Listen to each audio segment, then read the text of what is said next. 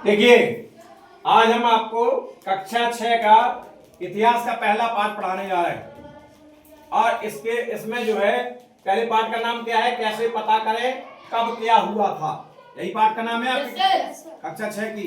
कक्षा 6 की इतिहास का पहला पाठ यही है कि नहीं है? और इससे जो है हमने जो है इससे उस पाठ से महत्वपूर्ण वन लाइनर नोट्स बना लिए, क्योंकि पूरा पाठ आप याद नहीं कर सकते।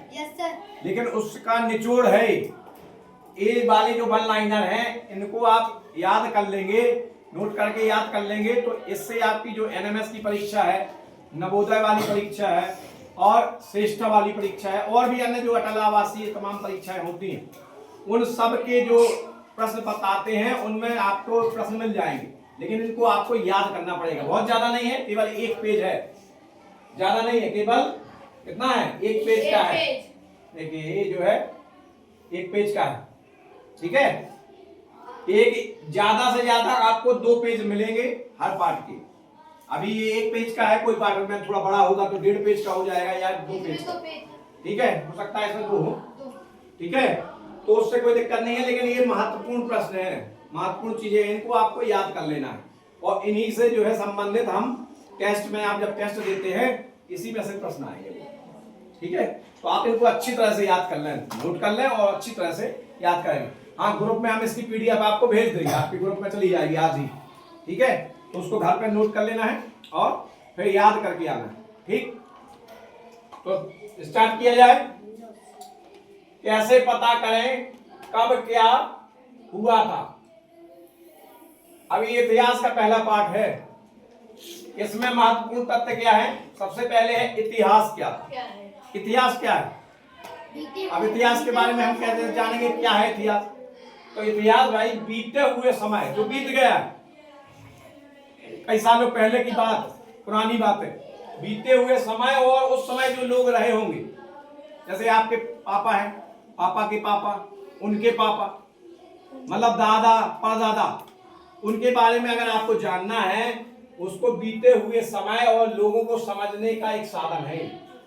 इतिहास क्या होता है? पुरानी चीजें जानना, पुराने लोगों के बारे में जानना, वो कैसे रहते थे, कितने पढ़े लिखे थे, पढ़ाई करते थे कि नहीं करते थे, स्कूल था गांव में कि नहीं था, या था भी तो कहाँ, कितने दूर पढ़ने जाते थे, ये सब इतिहास ही तो है कि नहीं। तो बीते हुए समय और लोगों को समझने का एक साधन है इतिहास, ठीक है। अब दूसरा टर्म है पुरातत्व। पुरातत्व क्या कहलाता है? पुरातत्व का मतलब है प्राचीन काल के अवशेषों का अध्ययन। जैसे आपने देखा होगा, अपने गांव में भी आपने देखा होगा कि कोई घर जैसे बहुत पुराना हो जाता है और उसमें कोई आदमी रहना बंद कर दे, तो उसकी देखरेख तो होगी नहीं, तो वो धीरे धीरे करके टूट जाता है ना, गिर जाता है। ऐसे ही इतिहास में जैसे जो पहले के राजा महाराजा थे, उनके जैसे कालिंजा किला है ना, वो क्या है कि किला जो है अब क्या हो गया, धीरे धीरे खंडर टाइप में बन गया है। हालांकि अब तो उसका संरक्षण हो गया है, लेकिन वो जो है अब राजा आजा तो रहते नहीं वहां पे, तो उनको जो है अवशेष कहलाते हैं। पुरानी चीजें जो जहाँ पे कोई नहीं रहता है वो क्या कहलाते हैं? प्राचीन अवशेष कहलाते हैं। तो इन्हीं प्राचीन अवशेषों का अध्ययन करना क्या कहलाता है? पुरातत्व। जैसे आपने कालिंजा किला के बारे में जाना, यहाँ पे कौन से राजा थे, कितने, कौन से वंश के राजा थे, किसने बनवाया था, ये जो चीज जो होती है उसके बारे में जानकारी निकालना, वो क्या है? पुरातत्व कहलाता है। क्या कहलाता है? पुरातत्व। अब है पुरातत्ववेत्ता। पुरातत्ववेत्ता किसको कहोगे? जैसे हम आपको पढ़ाते हैं, तो हम पढ़ाने का काम करते हैं, टीच करने का काम करते हैं। टीच मीन्स पढ़ाना होता है कि नहीं, तो हमको क्या कहा जाता है? टीचर, कहते कि नहीं। उसी तरीके से जो पुरातत्व का काम करते हैं उनको क्या कहा जाता है? पुरातत्ववेत्ता, है ना। क्या लिखा है? इन अवशेषों का अध्ययन करने वाले, जो उन अवशेषों के बारे में जानकारी जुटाते हैं, उनको क्या कहते हैं हम? पुरातत्ववेत्ता। अब आपका प्रश्न बन सकता है, तीनों लाइन में से कहीं से भी प्रश्न बन सकता है।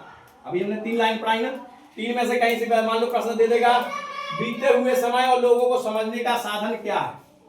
इतिहास, भूगोल, अर्थशास्त्र, नागरिक शास्त्र, 4 ऑप्शन दे दिए। तो आपको पता होगा तो आप टिक कर लोगे इतिहास है ना। और जैसे पूछ सकता है कि प्राचीन काल के अवशेषों का अध्ययन करना क्या कहलाता है?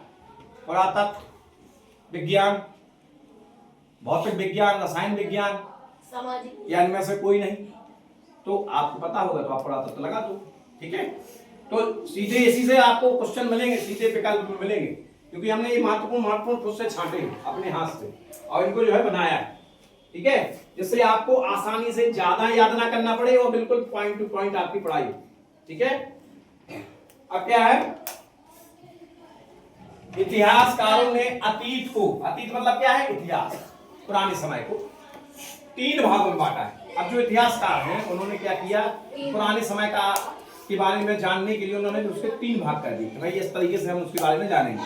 पहला भाग क्या है, पूर्व प्राक ऐतिहासिक काल, पूर्व ऐतिहासिक काल, या तो से बोलते हैं प्राक ऐतिहासिक काल। क्या बोलते हैं, दोनों नाम एक ही है। ठीक है, पूर्व ऐतिहासिक काल या फिर प्राक ऐतिहासिक काल। ठीक है, दोनों नाम याद रखने हैं आपको। तो उस समय क्या होता था, उस समय पे जो है कोई भी लिखित सामग्री उपलब्ध नहीं है उस समय की, मतलब जो लोग उस समय लिखना जानते ही नहीं होंगे, इसलिए लिखित सामग्री कोई भी उपलब्ध नहीं। ठीक है, तो अब आप क्वेश्चन कैसे बनेगा, वो है काल जब कोई भी लिखित सामग्री उपलब्ध नहीं। तो कौन सा काल कहलाता है, ऑप्शन बना के दे देगा, प्रागैतिहासिक काल, आद्य ऐतिहासिक काल, मध्य ऐतिहासिक काल, या फिर इनमें से कोई नहीं। ठीक है, आपको जब जानकारी होगी तो आप उसको कर पाएंगे। अब आता है आद्य ऐतिहासिक काल। आद्य ऐतिहासिक काल का मतलब है लिखित सामग्री प्राप्त है, प्राप्त तो है लेकिन उसे हम पढ़ नहीं सकते, ऐसी भाषा में लिखी है कि हम उसको जानते ही नहीं, उसको हम समझ नहीं पा रहे हैं कि जो है क्या लिखा है। हाँ ये तो है कि कुछ मिला है लिखा हुआ, लेकिन उसको हम पढ़ ही नहीं पा रहे। वो कौन सा काल है, वो कहलाता है आद्य ऐतिहासिक काल। कौन सा काल, आद्य ऐतिहासिक काल। अब है ऐतिहासिक काल। ऐतिहासिक काल में क्या है, तीसरा भाग है ऐतिहासिक काल, लिखित सामग्री प्राप्त है, लिखी हुई सामग्री प्राप्त है और उसे पढ़ा भी जा सकता, मतलब उसको हम पढ़ भी सकते हैं। इसको ये आ गया ऐतिहासिक काल में। ठीक है, समझ गए। इतिहास के 3 भाग कौन कौन से हो गए, पूर्व ऐतिहासिक काल, आद्य ऐतिहासिक काल और ऐतिहासिक काल। प्राचीन काल में मानव को कागज का ज्ञान नहीं था। अब देखिए ध्यान रखना है, प्राचीन काल में जो आदि मानव था उसको कागज का कोई पता नहीं था, कागज का तो बाद में आविष्कार हुआ, तो उसे कागज का ज्ञान नहीं था। ठीक है, आगे चलते हैं। तो जब कागज का ज्ञान नहीं था तो काय पे लिखते थे भाई, भाई कागज तो था नहीं, तो कहीं ना कहीं तो लिखते होंगे। तो इन सब चीजों पे लिखा करते थे। ताड़पत्र, ताड़पत्र क्या है, ताड़ एक पेड़ का नाम है, उस पेड़ के जो चौड़े चौड़े पत्ते होते थे उस पे लिखा करते थे, ताड़ के पेड़ के चौड़े पत्ते। कागज था नहीं तो पत्तों पे लिखते थे। एक चलता था भोजपत्र, भोज नामक पेड़ की छाल, उसकी छाल जो निकलती है वो पतली से निकलती थी बढ़िया, उस पे जो है लिखा करते थे स्याही से। ठीक, क्योंकि कागज नहीं था तो ऐसे ही साधन से काम चलता रहा। ताम्रपत्र, ताम्रपत्र क्या है, तांबे के पतले एवं चपटे टुकड़े होते थे। जब तांबे का आविष्कार हो गया, खोज लिया जब मानव ने, तो तांबे की पतली पतली शीट बनाई जैसे कागज होते, उन पे लिखते थे। ठीक है, उसके बाद एक आता है स्तंभ लेख। स्तंभ लेख जैसे अशोक के स्तंभ लेख आप लोगों ने इतिहास पढ़े होंगे। स्तंभ मतलब पत्थर का एक जो है खंबा बना देते, पत्थर के खंभों पर लिखे लेख, पत्थर के खंबे हैं उस पर लिखवा दिया और पत्थर के खंबे को गड़वा दिया, तो वहां की जनता जो है उसको पढ़ लेती थी तो भाई राजा का ये आदेश है। ठीक है, और शिलालेख, शिलालेख का मतलब क्या है, देखो स्तंभ लेख और शिलालेख दोनों अलग अलग चीजें। स्तंभ लेख का मतलब है पत्थर के खंबे पे लिखा हुआ, और शिलालेख का मतलब होता है पत्थर की चट्टानों पर लिखा हुआ। चट्टानें किसी भी शेप में हो सकती है, गोल हो सकती है, चपटी हो सकती है, लेकिन स्तंभ जो होता है वो खंबे की तरह होता है, लंबा लंबा सा। ठीक है, खंबे जो बड़े होते हैं उसी तरह से लंबा होता है, चौड़ा टाइप में। ठीक है, लेकिन चट्टान तो किसी भी शेप की हो सकती है, गोल हो सकती है, लेकिन चट्टानों पे भी लिख देते। ठीक है, तो कागज नहीं था तो इन सब चीजों पे लिखा करते थे। ठीक है, समझ गए। अब आगे बढ़ा जाए, किसी को कुछ पूछना तो नहीं है, किसी को कुछ समझ में ना आ रहा हो? No sir. चला जाए। अब क्या है भाई, लिखने का तो काम हो गया। आरंभ में मानव अपनी भावनाओं को चित्रों के द्वारा, मानव ने अपनी भावनाओं को चित्रों के द्वारा उकेरा। भाई पढ़ना लिखना तो जानते नहीं थे, तो वो क्या कहते थे, जैसे जो उनके मन में भाव आए उन भावों को वो चित्र बना देते थे। जैसे देखा होगा आपने आदि मानव के बारे में पढ़ा होगा कक्षा 6 में, तो उसमें आदि मानव में क्या, उसमें उन्होंने देखा गुफा में चित्र बना दिए, है ना, कहीं शिकार करते हुए, कहीं जो है बैल को ले जाते हुए। तो उनके मन में जो भी विचार आए उन्होंने उसको चित्र के द्वारा प्रदर्शित कर दिया, और वो चित्र बने रहे हमेशा के लिए। ठीक है, तो पहले जो है लिपि भी कुछ नहीं जानते थे, चित्रों द्वारा लिखते थे। अब लिपि क्या है, लिपि चित्रों या का संकेत या फिर प्रतीकों में बदलना। जो चित्र उन्होंने लिखे थे, आगे आया मानव का विकास और हुआ, उन्होंने क्या किया, उस चित्र को संकेत में बदल दिया।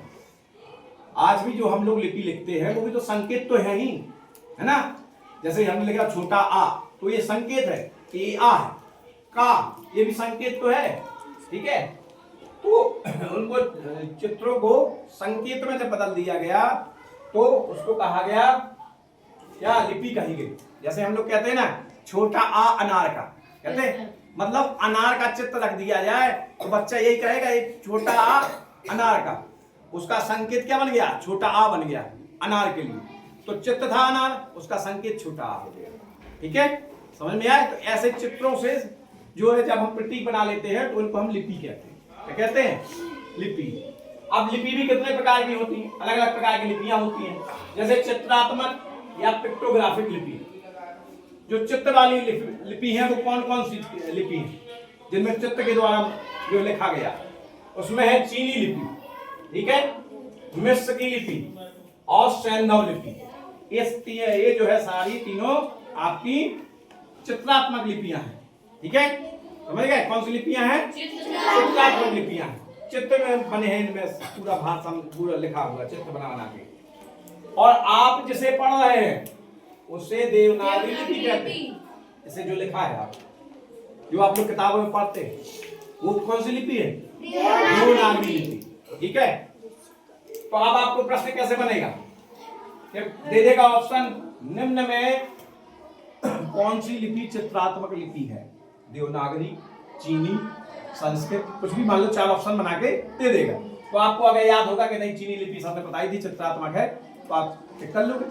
ठीक है, तो इस तरीके से आप इसको पढ़ लेंगे। अब है अगला टॉपिक है इतिहास को जानने के स्रोत। इतिहास के बारे में बता दिया हमने, लिपियों के बारे में बता दिया। अब हम इतिहास को जाने कैसे, कौन से ऐसे साधन है जिनसे हम इतिहास के बारे में जान सकते हैं। तो पहले साधन है, स्रोत जो है 2 प्रकार के हैं, पुरातात्विक और साहित्यिक। कौन कौन से हैं, पुरातात्विक और साहित्यिक। तो पुरातात्विक स्रोत कौन कौन से हैं, पुरातात्विक स्रोत में आते हैं आपके अभिलेख और सिक्के एवं मोहरें। प्रश्न आ सकता है कि निम्न में से कौन पुरातात्विक स्रोत हैं। एक ऑप्शन बना के 3 ऑप्शन कुछ भी दे देगा, एक ऑप्शन ही डाल देगा सिक्के एवं मोहरें, या ये भी डाल सकता है अभिलेख। तो अब आपको पता होगा तभी तो आप पिक कर पाओगे, वरना गलत पिक कर दो। ठीक है, तो ये पुरातात्विक स्रोत के साधन आपको बस इनको इतने को याद रखना है, यही महत्वपूर्ण है। ठीक है, अभिलेख, अभिलेख क्या कहलाता है, अभिलेख जो है पत्थर या धातु पर उत्कीर्ण लेख होता है। अभिलेख क्या होता है भाई, पुरातात्विक स्रोत में 2 हैं, अभिलेख और सिक्के एवं मोहरें। लेकिन अभिलेख होता क्या है सर जी, तो अभिलेख भाई, अभिलेख पत्थर या धातु पर जो लिखा जाता है, जो उत्कीर्ण किया जाता है लेख, वो कहलाता है अभिलेख। ठीक है, और इसमें एक महत्वपूर्ण पॉइंट भी है अभिलेख पे आधारित, क्या, अशोक का रुम्मनदेही अभिलेख लुम्बिनी नेपाल से प्राप्त हुआ। एक प्रश्न पूछा जाता है, इसलिए हमने एक पॉइंट डाल दिया उसमें कि अशोक का रुम्मनदेही अभिलेख कहां प्राप्त हुआ, तो लुम्बिनी नेपाल में है। नेपाल में एक जगह का नाम है लुम्बिनी। ठीक है, तो रुम्मनदेही अभिलेख जो है वो आपका लुम्बिनी नेपाल से प्राप्त हुआ है। अब दूसरा पुरातात्विक स्रोत क्या है, सिक्के एवं मोहरें। अब सिक्के एवं मोहरें से क्या हमें ज्ञान होता है इतिहास के बारे में। सिक्के में क्या होता है, आप लोग देखते हो अभी भी कॉइन जो बनते हैं, जो आप लोग लिए रहते हो, उसमें देखा होगा कि उसमें कुछ चित्र से बने होते हैं। कितने रुपए का कॉइन है वो नंबर लिखा होता है, अशोक चिन्ह बना होता है, उसमें सन भी लिखा होता है कब कब का बना हुआ है, सत्यमेव जयते करके ऐसे कुछ लिखा जाता है ना। तो उस समय भी जब जो राजा महाराजा सिक्के चलाते थे तो उस समय भी उस अपना नाम डलवा देते थे उस पर, जिससे लोगों को पता लगे कि फलाने राजा ने एक सिक्का चलाया।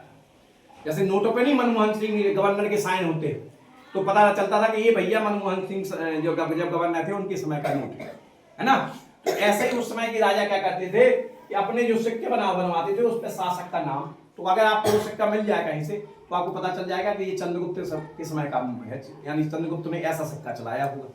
ठीक है, उस समय की कला, उस समय कौन सी कला चलती थी, किस प्रकार के चित्र बनाते थे, उससे इस सिक्के से आपको अंदाजा लग जाएगा। आर्थिक स्थिति कैसी थी भाई, अब जैसे मान लो सोने के सिक्के चलाए किसी राजा ने, तो सोने के सिक्के अगर जनता में चल रहे हैं तो इसका मतलब है कि राजा बहुत संपन्न है, तभी तो सोने के सिक्के चला रहा जो है प्रजा में।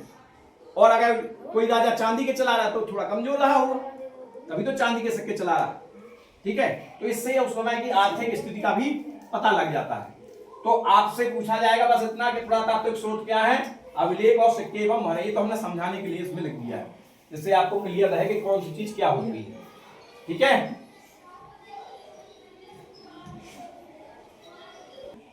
अब ये देखिए महत्वपूर्ण ये ज्यादा है। अब साहित्यिक स्रोत, दूसरे प्रकार के स्रोत अभी हमने बताया ना, पुरातात्विक होते तो पुरातात्विक में सिक्के और मोहरें आ गई और अभिलेख आ गए।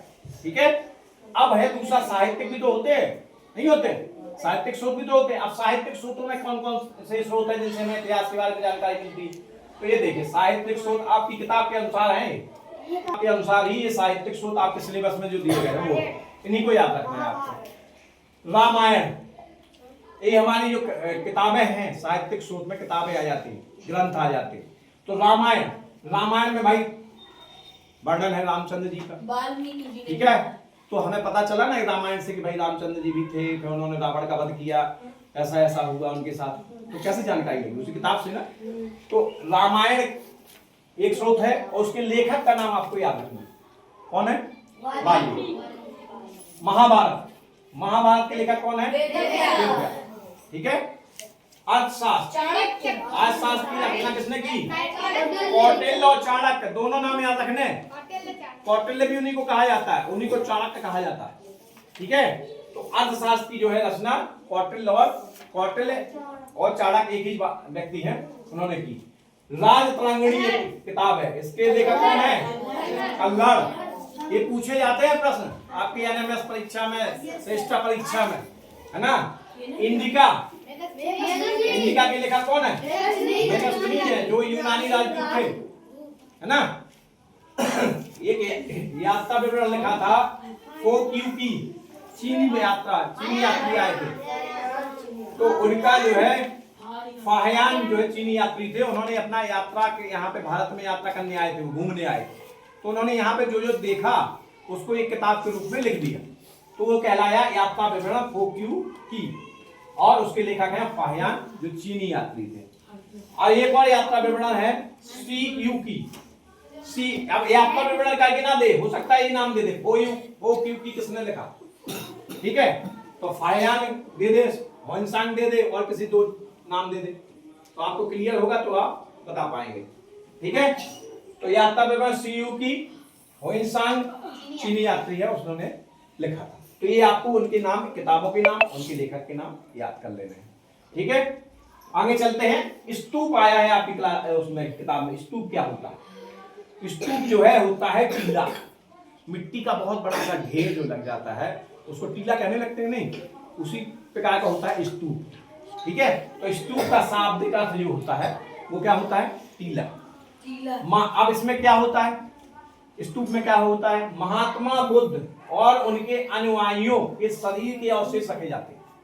इसमें जो स्तूप बने हैं, जैसे सांची स्तूप है और सारनाथ का भी स्तूप है, इसमें बौद्ध धर्म के जो लोग हैं उन्होंने महात्मा बुद्ध के गुजर जाने के बाद उनके जो अस्थियां, जो अपन लोग अस्थियां जो विसर्जन करने जाते हैं, उनकी अस्थियां इन्हीं स्तूपों में रखी कि जिससे उन्हें ये रहे कि हमारे भगवान है और उनकी जो है उनके अंश हम अपने पास पूजते हैं उनको बड़े कायदे से, और जो है उनकी वहीं पे वो रखे जाते हैं, मंदिर की तरह उन्हें पूजा जाता है। और शरीर उनके अनुयायियों के कुछ मान लो कुछ अच्छे अनुयायी निकल हुए जो बहुत फेमस हुए, उनके भी शरीर के अवशेष रख देते हैं स्तूप में। अब स्तूप की बात आई तो सारनाथ स्तूप कहाँ है? तो सारनाथ स्तूप, ये प्रश्न आता है। सारनाथ स्तूप जिसका दूसरा नाम ये ना पता होगा, धमेक स्तूप बोलते हैं। सारनाथ स्तूप का ही नाम है धमेक स्तूप। अगर प्रश्न पूछ दे कि धमेक स्तूप कहाँ है तो सब लोग बोल्ड हो जाओगे। ये धमेक तो पता ही नहीं कहाँ है। हाँ, सारनाथ तो पता है, लेकिन दोनों एक ही चीज। ठीक है, तो सारनाथ ये कहाँ पे है? सारनाथ उत्तर प्रदेश में स्थित है। सारनाथ बनारस के पास में एक जगह है, वहां पे ही स्थित है। और इसका निर्माण किसने कराया? अशोक। ये भी ध्यान रखना है, ये बहुत प्रश्न आता है कि सारनाथ स्तूप का निर्माण किसने कराया? अशोक। महात्मा बुद्ध ने सर्वप्रथम अपना पहला उपदेश कहाँ दिया? सारनाथ। ये सारे सवाल आपके परीक्षा में ऐसे एजेट जाते हैं। ठीक है, तो इसीलिए हमने इनको जो है इस तरीके से बना दिया है कि आप जो बस इनको पढ़ लें तो आपको सारे प्रश्न तैयार हो जाए। बस इतना। और पुरा स्थल क्या होता है? पुरा स्थल, पुरा स्थल क्या होता है? स्थान जहां की खुदाई से अवशेष मिलते। जहां आपने खुदाई की, जिस जगह पे खुदाई की, मान लो किसी जानकारी लगी कि वहां पे फलानी जगह पे अवशेष हैं पुराने, वहां तो उस जगह का जो जगह होती है उसको पुरा स्थल कहा जाता है। क्या कहा जाता है? पुरा स्थल। विश्व का सबसे बड़ा महाकाव्य कौन है? महाभारत। याद रखना है, प्रश्न आ सकता है। विश्व का सबसे बड़ा संग्रहालय कौन है? British museum, London. लंदन में स्थित है, सबसे बड़ा संग्रहालय है। भारतीय पुरातत्व, तो भारतीय पुरातत्व विभाग के जन्मदाता हैं आपके अलेक्जेंडर कनिंघम। अच्छा, एडी और बीसी वाला डेट में दिखाया था ना, ईसा पूर्व या फिर ईसवी ऐसे लिखा होता है, वो क्या है उसके बारे में जानने के लिए हमने लिखा है। ईसा मसीह के जन्म से पहले का समय, मतलब जब ईसा मसीह का जन्म हुआ उसके पहले के जितने साल हैं, उनके जन्म के पहले के, उनको कहा जाता है ईसा पूर्व। भाई जन्म के पहले की बात हो रही तो पूर्व भी कहेंगे, ईसा के पूर्व यानी ईसा पूर्व, या फिर इंग्लिश में कहेंगे तो कहते हैं बिफोर क्राइस्ट, या फिर उसको शॉर्ट में लिख देते हैं बीसी, क्योंकि बीसी का मतलब क्या हुआ? बिफोर क्राइस्ट हुआ कि नहीं हुआ? Before Christ. ठीक है, तो शॉर्ट फॉर्म है बीसी। ठीक, तो या तो ईसा पूर्व या फिर इंग्लिश में उसको बिफोर क्राइस्ट कहा जाता है।